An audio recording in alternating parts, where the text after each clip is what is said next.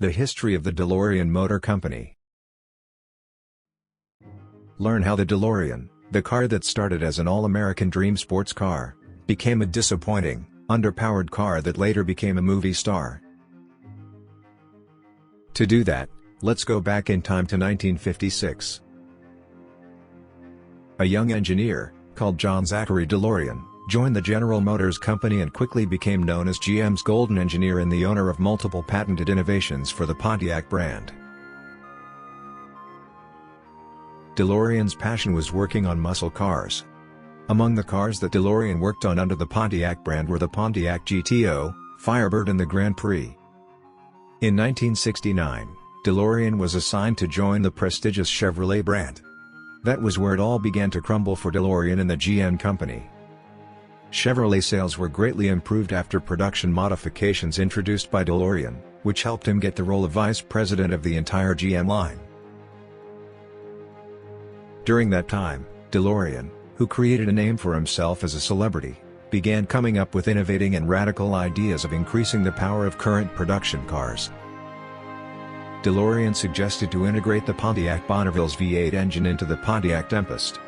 This idea didn't sit well with GM executives who were focused on car safety at that time instead of performance. After his new ideas were all dismissed by GM, DeLorean started thinking about leaving the company and creating his own car company. In 1973, DeLorean announced that he was leaving GM. He said, "I want to do things in the social area. I have to do them, and unfortunately the nature of our business just didn't permit me to do as much as I wanted." On October 24, 1975, DeLorean introduced his new company to the world. It was called the DeLorean Motor Company, or DMC in short. DeLorean wanted his first car to be safe for the environment as well as stylish and sporty. DeLorean assigned the new car design to Giugietto Giugiaro.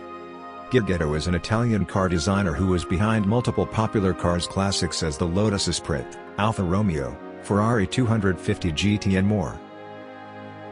The car featured a rear-mounted Renault V6 engine, capable of 130 horsepower. Its stainless steel body and gull-wing doors gave the car a sexy look and it became noticed in the car industry. This car will be known as the DMC-12, named after the original price of the car, which was $12,000. DeLorean began looking for a place to build his factory. He decided to take an offer from the British government to build his factory in Northern Ireland. This will later be found to be a bad decision made by DeLorean. At that time, Northern Ireland was tangled up in a messy conflict between Ireland's Catholic and Protestant communities, ending up in several strikes by DeLorean's factory workers, which caused delays in production. Approximately 9,000 cars were made between January 1981 and December 1982, they didn't sell well. It seems that DeLorean's factory faced multiple issues from day one. The factory workers were mostly inexperienced, which influenced the quality of the cars. With quality issue keep popping up, DeLorean's budget became insufficient fast, but despite that, DeLorean decided to invest more time and money on the quality of his production cars. DeLorean started thinking of new ways to raise money to keep his factory up and running. On October 19, 1982, in a hotel near Los Angeles International Airport, in an attempt to raise money to save his company, DeLorean was charged by the U.S. government with trafficking cocaine. The FBI set DeLorean up in a sting operation including more than 59 pounds, 27 kilograms, of cocaine worth millions of US dollars. During his trial, DeLorean's lawyers successfully argued that the FBI and DEA had unfairly targeted and illegally entrapped him. DeLorean was found not guilty on August 16, 1984. During that time, DeLorean's company has already declared bankruptcy and production came to a screeching halt. During 1985, a Hollywood science fiction movie created by Robert Zemeckis and Bob Gale came out to the big screen. This movie would go on to become a tremendous success and it made generations of fans fall in love with the DeLorean DMC-12 ever since.